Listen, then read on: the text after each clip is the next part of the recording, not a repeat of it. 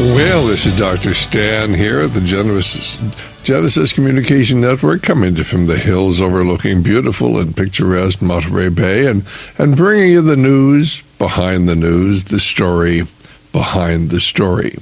Hoping to convince you that reality is usually scoffed at, that illusion is usually king. But in the battle for survival of Western civilization, it's going to be reality, not illusion or delusion, that'll determine what the future will bring. And I have to remind you, the views expressed here are not necessarily those of the owners, management, staff, sponsors, or supporters of the station you're listening to. They happen to be my views. And, well, for the next hour, they're going to be the views of Jerry Ray, who's the younger brother of James Earl Ray, who was accused of having killed Martin Luther King. But, of course, as you know, we've talked many times about this, and we don't believe that the story, as we've been told, is true. Jerry Ray, are you there? Yes, sir, I'm right here. Well, why don't you tell us what motivated you at this time of your life? You're getting on in years, but you've actually, of course, written this book along with Tamara Carter. We've interviewed Tamara, but why did you at this time of your life decide to tell the whole story of your life and, of course, of James Earl Ray?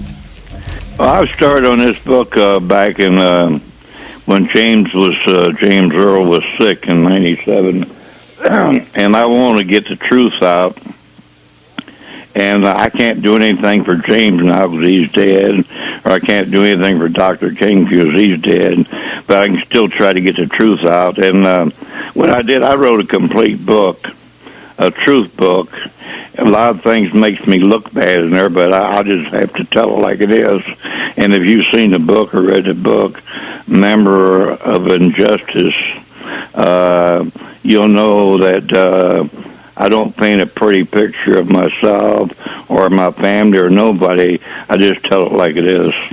Well, basically, you lived a life of crime, but you gave that up, what, 40 years ago? You must be... I gave it up, and I got out of prison in May the 6th of 1960, and I haven't been back since, or I haven't been charged with no crime since. And so I've been out over, be 51 years next month.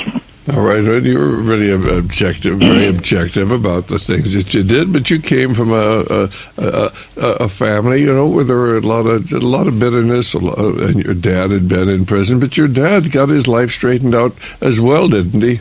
Yeah, he got out sometime in the 20s, around 1926. Then he met my mother and married her in 27. Then James Earl was the first one born. He was born in 28. And anyway, my dad, he lived until 1985 when he was 86. He never spent another day in jail. All right, but I thought that one of the most interesting things about your story was that certainly the lawyer who was actually handling James Earl Ray's case initially, when he pleaded guilty, actually had more or less threatened that they would see that you and your dad both went to prison if James Earl Ray did plead guilty. Wasn't that sort of coercion? See, I was. That was one of the strangest things that I ever heard. And like I said, I can't actually blame nobody because you can't blame nobody if you can't prove it. But I know that the government had put pressure on him some way. I don't know how, because he told me when he took the case, this would be the easiest case I ever had in my life. He said my granddaughter could win this case. He said there's no evidence whatsoever against him. And so then he was that way until about 6 weeks before he pleaded him guilty. Then he did a complete reversal. They're going to send him to the electric chair. They're going to burn him, and he break down and cry. He's a great actor, say. And then James still wouldn't plead guilty, so he started putting pressure on him. And he finally told him, he said, well, if you don't plead guilty, they're going to pick your brother Jerry up and charge him with being involved in the assassination too, and then they're going to arrest your dad and send him back to the highway prison. That's where he got paroled after he done 2 years back in the 20s, he got paroled. And when he got paroled, he jumped parole, and he got out of highway, and he never went back to highway until the day he died. And so they found out that he was wanted, even though it was about this, 20s or over about 50 years later, and they said they was going to send him back. And later on, the highway said, we never did look for him. We didn't want him back.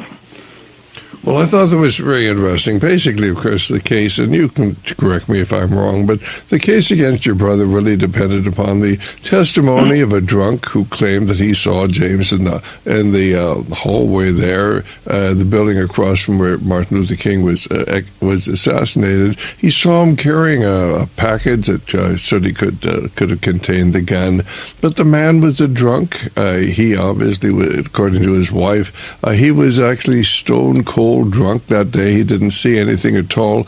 And the wife, actually came forward to defend James Earl Ray, saying, my husband is lying about this. He's just trying to get the reward.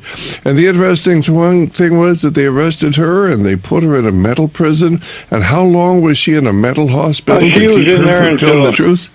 She was in there until that was in '68 when they put her in. After she said, they went to her, and she actually seen her, the person that came out of the bathroom, and she described him, and it wasn't James. And so they took and put her in the Bolivar, Tennessee. That's a mental institution in Tennessee. And she stayed there until around early '77. Then Mark Lane and Dick Gregory found out, and they got her out. Then I went down and met her. She lived with Mark Lane and his wife at the time, and I went down and talked to her, and she wasn't nothing crazy about her. Grace Walden was her name. She's a common law wife of Charlie Stevens, and she told me, she said, I spent all them years in the mental institution because I wouldn't identify your brother, and she said, I'll tell you right now, it wasn't your brother that came out of the bathroom. And she said, and Charlie, she said, he's passed out drunk on the bed, and she said he didn't see anything.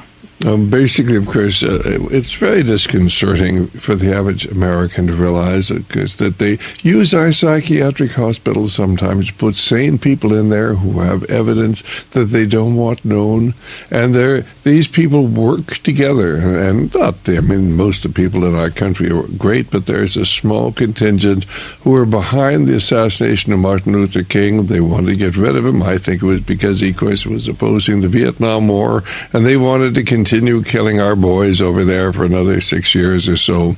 And basically, of course, here's a woman who says, well, James Earl Ray didn't do it. I saw the man who did it. It wasn't James Earl Ray. They put her in a psychiatric prison. They kept her there for 9 years. She'd probably still be there. Mark Lane, the lawyer, hadn't worked to get her out. Is that right? Yeah, Mark Lane and Dick Gregory, she's died in there. And she's real thankful to Mark Lane, because Mark Lane's kind of an activist. When he got on the case, he took over the case in the early '70s and 77, and he got on the case there, and he really went to work on it. And he wrote a book named Codename Zorro about the case, him and Dick Gregory. But he worked on the case for several years, and he's like I say, he's an activist. He's trying to prove that James didn't do it. Well, of course, what do you think? Do you think that James had anything at all to do with this? Do you think he was the patsy, just like Lee Harvey Oswald? Yeah, he was unknowingly. See, he was in Memphis. He did buy the gun, but the gun that he bought was a throwdown gun. And Judge Joe Brown was a judge there in Memphis there that was over James's trial. And even Judge Joe will tell you it's a throwdown gun. They know it too. It was the gun he bought wasn't the one he was assassinated. It's been tested 3 times, and the 3 times they came out inconclusive. And Judge Joe was ordering another test, and the prosecutors in Tennessee, they run the Tennessee Court of Appeals. Hold that thought.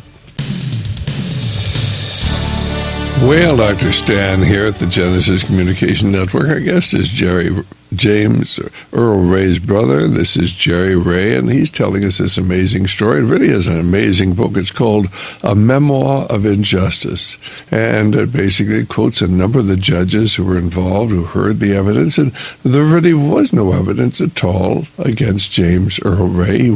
He was actually someplace else in Memphis at that time, and but basically, he was forced by his attorney, Percy Furman, to plead guilty, and then he immediately wrote to the judge. I remember his name. It was Judge Battle, and Judge Battle had heard the initial guilty plea and said, all right, said he had an appeal within a day or two, and he had said he had a perfect right to appeal his own guilty plea after it was gotten by coercion. Judge Battle was actually agreed that there could be a new trial, and then he just sort of ups and dies. In fact, he dies at his desk while he's reading the request for a new trial on the part of James Earl Ray. Wasn't that sort of a strange thing to happen? I mean, the judge who's going to give your brother a new trial just dies?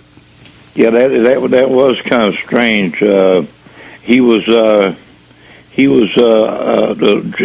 had 2 or 3 letters in the desk from James. Then he's laying on one. One of them he's reading when he had a heart attack and died.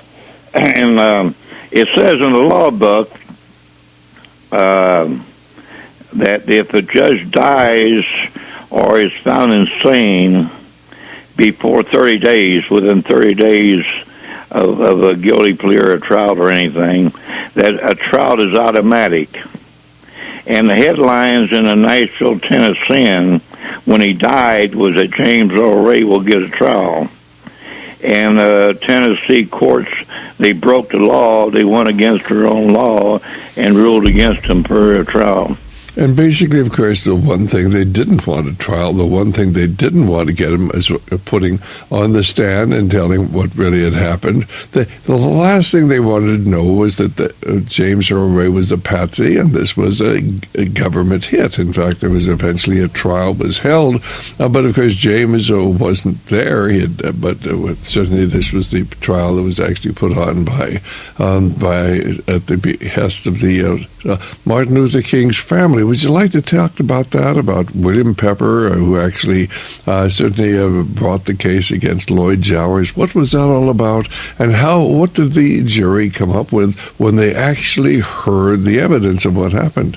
Well, the jury heard all the evidence, and they voted, they found that James was innocent of the shooting King, and Lloyd Jowers was guilty, and they awarded the King family. The King family wasn't after money or nothing like. They just wanted to find the truth out, like the Ray family, and they awarded the King family $1. See, and Lloyd Jowers didn't have nothing to gain.